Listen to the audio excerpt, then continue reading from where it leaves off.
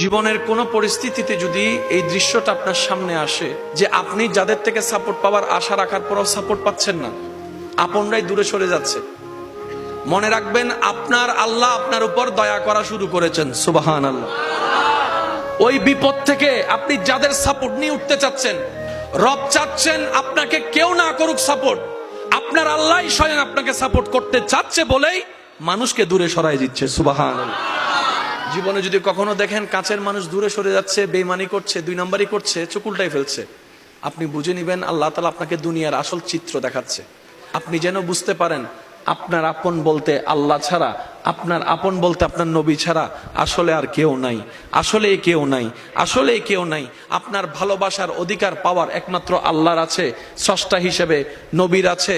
আপনার উম্মত হিসেবে আপনি ভালোবাসবেন আপনার নবীকে, আপনি আল্লাহকে ভালোবাসবেন, আপনার নবীকে ভালোবাসবেন। এই বুঝটা দেওয়ার জন্য আল্লাহ অনেক সময় দুনিয়ার এই বাস্তবতা আমাদের সামনে এনে দেয়। অনেক ভাই বোন, ভাই ভাই এমনও আছে মানুষের কথার ফাঁদে পড়ে, ভুল বুঝাবুঝির কারণে কিংবা মেজাজ গরম থাকার কারণে, দুই চারটা কথার শিকার হওয়ার কারণে হয়তো কোনো একটা সময় দূরত্ব হয়েছে, কিন্তু এখন একজন আরেকজনের সাথে মিলতে চায়, বসতে চায়।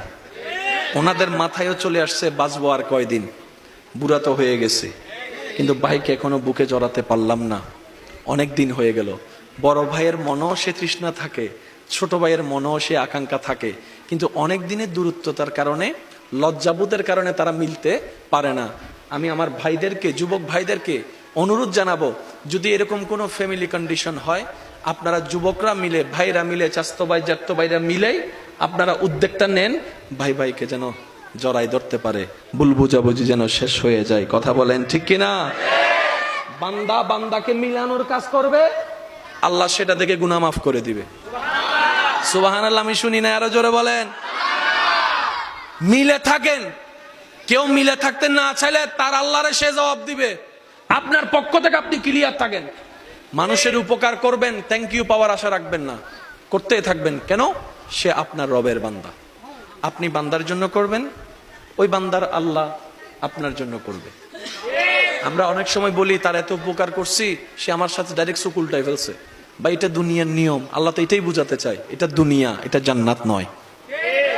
আল্লাহর কাছে সবসময় একটা ফরিয়াদ করবেন, আল্লাহ তুমি আমাকে যতদিন ইচ্ছা এই দুনিয়ায় রাখিও, কিন্তু সে থাকাটা যেন তোমার পছন্দের হয়। আল্লাহ যতদিন আমার নিঃশ্বাস চলবে, সেই নিঃশ্বাসটা যেন তোমার পছন্দের সময় কাটে। আল্লাহ আমাকে তুমি যতদিন রাখবা সুস্থভাবে রেখিও, অসুস্থ বানিয়ে কারো উপর যেন আমাকে বোঝা না হতে হয়। কারণ অসুস্থ হলে অনেক সময় আপনরা পর্যন্ত ভর মনে করে। প্রস্রাব পায়খানা যখন অসুস্থতার কারণে বিছানায় করা লাগে, মানুষ ঘেন্না করে, এই ঘেন্নাটা দেখে রুগীরও নিজের অস্বস্তি বোধ হয়। কথা বলেন ঠিক কিনা? আল্লাহ আমি যেন সুস্থ থাকতে থাকতে ঈমান নিয়ে ইজ্জতের সাথে দুনিয়ার থেকে যেতে পারি, সে তৌফিক তুমি আমাকে দিও। মাওলা যতদিন আমি বেঁচে থাকবো তোমার বান্দা, জীবনের শেষ নিঃশ্বাস পর্যন্ত কখনো যেন কারো কাছে হাত পাততে না হয় আমায়, সেই রিজিকের ব্যবস্থা তুমি করে দিও। আল্লাহ গো, আমি যখন দুনিয়াতে থাকবো না, আমার সন্তানদের ব্রেইনে মনে তুমি এমন নূরের আলো দান করিও, তারা যেন মা বাবার জন্য অন্তত হাজার ব্যস্ততার ভিতরে একটু যেন দোয়ার হাতটা তোমার দরবারে তুলে এমন সন্তান ব্যবস্থা করে দিও। আল্লাহর কাছে এই দোয়াগুলা করা যাবে ইনশাআল্লাহ? আওয়াজ শুনি নাই। এগুলো কি আমাদের জন্য ভালো হবে না খারাপ হবে? যত উত্তম দোয়া আছে, সবচাইতে উত্তম দোয়ার মধ্যে এগুলা অন্যতম উত্তম দোয়া। কি বলেন আপনারা? একমত আছেন তো সবাই? সবাই একমত আছেন তো? কারণ আমরা ইজ্জতের জীবন চাই, বেইজ্জতি হয়ে মরতে চাই না। কথা বলেন ঠিক কিনা? আমরা মানুষের উপকার করে মরতে চাই, কারো উপর বোঝা হয়ে, অপমানিত হয়ে মরতে চাই। আল্লাহ পাক আমাদের সবার উপর সে দয়া দান করুক, আমিন। ফাজকুরুনি আযকুরুকুম, ফাজকুরুনি আযকুরুকুম। আপনি নীরবে একা রুমে বসে আপন রবকে ডাকছেন, জিকির করছেন, ওখান থেকে রব ডাক দিয়ে বলে, বান্দা ফাযকুরুনি আযকুরুকুম, তুমি আমাকে ডাকো, আমি তোমার ডাকে উত্তর দিয়ে দিব। সুবহানাল্লাহ। বান্দা তুমি আমাকে ডাকতে থাকো, আমি আল্লাহ তোমার সমস্যাকে সমাধান করে দিব। সুবহানাল্লাহ। বান্দারে রিজিক কমতি হয়ে তুমি ডাকতে থাকো, আমি আল্লাহ রাজ্জাক তোমাকে রিজিক দিয়ে ভরপুর করে দিব। বান্দা যখন ডাকতে থাকে গভীর রাতে, রব্বুল আলামিন জিজ্ঞেস করে ফেরেশতাকে, ও ফেরেশতা, আমার বান্দা এভাবে ডাকছে কেন, তার কিছু প্রয়োজন আছে কিনা জিজ্ঞেস করো, আমি আল্লাহ দান করতে প্রস্তুত। সুবহানাল্লাহ। কারো ডাক রব আশা করে না।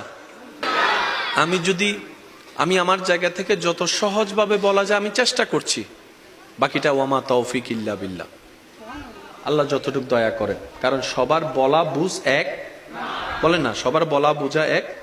তবে আমি আমার প্রেমিক ভাইদের কাছে একটা জিনিস জানতে চাই, আমরা কি লস চাই নাকি লাভ চাই? বেইজ্জত চাই না ইজ্জত চাই? অশান্তি চাই না শান্তি চাই? মাথা নিচু করে বাঁচতে চাই নাকি মাথা উঁচু করে বাঁচতে চাই? এই জিনিসগুলা যাদের দরকার, আজকের আলোচনা তাদের জন্য। সুবহানাল্লাহ বলেন। ঠিক বললে সওয়াব হবে কিনা আমার জানা নাই, কিন্তু সুবহানাল্লাহ বললে কল্পনার বাইরে সওয়াব। পিছনের বাইরে এমন ভাবে সুবহানাল্লাহ বলেন যেন আওয়াজটা এখানে আসে। একবার বলেন সুবহানাল্লাহ। মাশাআল্লাহ। বান্দা যত রবের জিকির করে শয়তানের গালে জুতার বাড়ি ভরে। তো এইরকম অপরচুনিটি, সুযোগ মিস দেওয়া যাবে। জিকিরকারী সবাই, রবের নজর আপনার দিকে। কাশ আমি যদি বুঝাতে পারতাম কথাটা। জিকিরকারী সবাই, আসমানে লক্ষ কোটি অগণিত ফেরেশতা, কেউ রুকু দিয়ে রবকে জিকির করছে, কেউ সিজদায় রবের জিকির করছে, কেউ দাঁড়িয়ে দাঁড়িয়ে জিকির করছে, কেউ এমনে জিকির করছে, কেউ অমনে জিকির করছে। এমনকি জান্নাতের ফেরেশতা রিদওয়ানও আপন আপন নিয়মে রবকে ডাকতেই আছে, রবকে ডাকতেই আছে, রবের জিকির করতেই আছে, রবের স্মরণ করতেই আছে। কিন্তু সেই ডাকের উত্তরে রবের কোনো উত্তর নাই। কিন্তু যখন আপনি এই ভাঙ্গা ঘরের মধ্যে ছাদও নাই, রোদও ঢুকে, বৃষ্টিও পড়ে, ছোট্ট একটা জায়গায় বসে বসে যখন আপনি আপনার ভালোবাসা দিয়ে, ভক্তি শ্রদ্ধা দিয়ে রবকে ডাকতেই আছেন, রব বলে যে ফেরেশতা দেখতো আমার বান্দার কিছু লাগে কিনা, ফেরেশতা দেখতো আমার বান্দার কিছু প্রয়োজন আছে কিনা, ফেরেশতা দেখতো আমার বান্দার কিছু চাহিদা আছে কিনা। ফেরেশতা বলে, আল্লাহ এখান থেকে ডেকে ডেকে ফাটাই ফেলতেছি, আমাদেরকে একবার জিজ্ঞেসও করলা না কোন জায়গার কোন কোনায় বসে।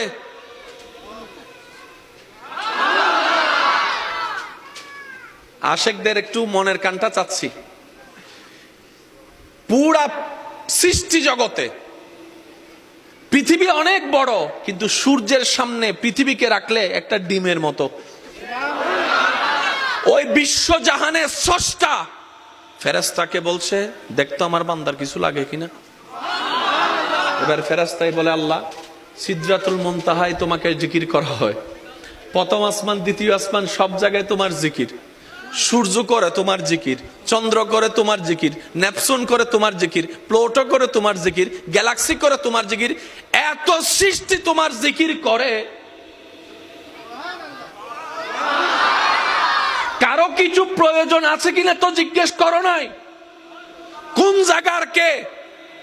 এই বিশ্বের মধ্যে সূর্যের চাইতে অনেক গুণ ছোট পৃথিবী। এই পৃথিবীর মধ্যে কিছু দেশ, কিছু মহাদেশ বাংলাদেশকে গিলে খেয়ে ফেলতে পারবে এমন অনেক মহাদেশ আছে। এত বড় বড় মহাদেশের চাইতে ছোট একটা দেশ, এই দেশের 64 জেলার একটা জেলা, এই চট্টগ্রামের এতগুলা থানার একটা থানা। জোরে বলেন, আরো জোরে। এই থানার এতগুলা জায়গার মধ্যে একটা জায়গার কোণার মধ্যে বসে আছে, আর তুমি ওখান থেকে শুনছো। রব বলে যে ফাজকুরুনি আযকুরুকুম, আমি ওয়াদা করেছি আমার বান্দার সাথে, বান্দারে তোর ডাকতে দেরি হবে, আমি রবের উত্তর দিতে দেরি হবে না। ফাজকুরুনি ফাজকুরুনি ফাযকুরুনি, বান্দা তুই আমাকে বিপদে পড়ে স্মরণ কর। আযকুরুকুম, আমি তোকে বিপদ থেকে উদ্ধার করার মাধ্যমে স্মরণ করব। সুবহানাল্লাহ। ফাযকুরুনি, পারিবারিক অশান্তি হলে আমাকে একবার স্মরণ কর।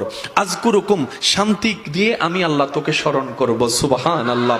ফাযকুরুনি, তুই অভাবে পড়ে স্মরণ কর। আযকুরুকুম, আমি সচ্ছলতা দিয়ে তোকে স্মরণ করব। ফাযকুরুনি, তুই অসুস্থ হয়ে স্মরণ কর। আযকুরুকুম, আমি আল্লাহ তোকে সুস্থতা দান করে স্মরণ করব। সুবহানাল্লাহ। ফাযকুরুনি, বান্দারে তুই ঋণের মধ্যে পড়ে আমাকে স্মরণ কর। আযকুরুকুম, ঋণ থেকে মুক্তি করার মাধ্যমে আমি আল্লাহ তোকে স্মরণ করব। ফাযকুরুনি, মজলুম হয়ে অত্যাচারিত যদি হস তুই আমাকে স্মরণ কর। আযকুরুকুম, ন্যায় বিচার করে এর মাধ্যমে আমি আল্লাহ তোকে স্মরণ করব। সুবহানাল্লাহ। ফাযকুরুনি, আশেপাশের পরিবার বাহিরের মানুষের অত্যাচারে পড়ে তুই কষ্ট পেয়ে আমাকে স্মরণ কর। আযকুরুকুম, আমি সেই কষ্টটাকে শান্তিতে রূপান্তর করে তোকে স্মরণ করব, তোকে স্মরণ করব, তোকে স্মরণ করব। বান্দারে তুই সারাটা জীবনে হাজার ব্যস্ততার ভিতরে আমি রবকে স্মরণ করার জন্য কিছু কিছু সময় তুই বের করে নে। আমি আল্লাহ কিছু সময় বরাদ্দ করে দিলাম, যেমন 5 ওয়াক্ত নামাজ। এইভাবে তুই স্মরণ কর। ব্যবসার মাঝে তুই স্মরণ কর, চাকরির মাঝখানে তুই স্মরণ কর, রান্নার মাঝখানে তুই স্মরণ কর, কাপড় ধোয়ার মাঝখানে তুই স্মরণ কর, চলাচলের মাধ্যমে তুই স্মরণ কর, হাঁটার মধ্যে তুই আমাকে স্মরণ কর, বসার মধ্যে স্মরণ কর, শোয়ার মধ্যে স্মরণ কর, খাওয়ার আগে স্মরণ কর, খাওয়ার পরে স্মরণ কর। বান্দারে তুই যদি কোনো রকম দুনিয়ার ব্যস্ত সময়ের অল্প জীবনে আমাকে স্মরণ করতে করতে নবীর প্রেম নিয়ে যদি স্মরণ করতে করতে কবরে আসতে পারস, যেই কবরে তোরে কেউ মনে রাখবে না, আমি আল্লাহর রহমত সেখানে তোকে স্মরণ করব। হাসর স্মরণ কর। Deal final. দোকান থেকে জিনিস নেই কিভাবে? টাকা দেয়, জিনিস। আর কোন ঝগড়া আছে? রব বলে যে তুই এখানে স্মরণ কর, পিছন পর্যন্ত আমি ওইখানে স্মরণ করব। তুই আমার এখানে মনে রাখ, আমি তোর ওইখানে মনে রাখবো। তুই এখানে আমার জন্য কর, ওইখানে আসলে আমি তোর জন্য করব। ডিল। ইন্নামা তারাজু রহম ফরিব। Deal, deal. এই ডিলটাকে যারা ডিলে রেখে কবরে যেতে পারে, ইজ্জত তাদের জন্য, রহমত তাদের জন্য, সম্মান তাদের জন্য, নবীর সুপারিশ তাদের জন্য।